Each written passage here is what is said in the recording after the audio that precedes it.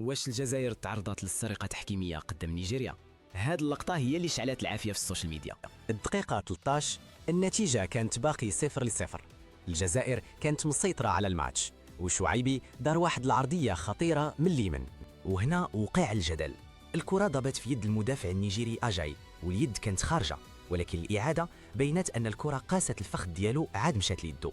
وبموجب المادة 12 من قانون الفيفا، إلى الكرة ارتدت مباشرة من جسم اللاعب ليدو لا تعتبر لمسة يد ولا تحتسب ضربة جزاء. إذا الحكم السنغالي عيسى سي كان في محله فاش قال كملوا اللعب، وماشي غلط منه.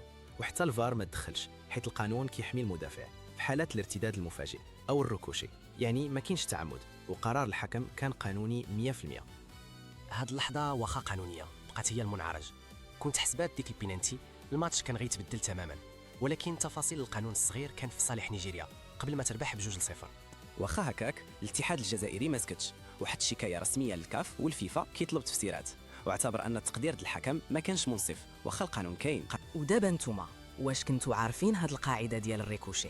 واش بان لكم القانون منطقي ولا مجحف في حق الجزائر؟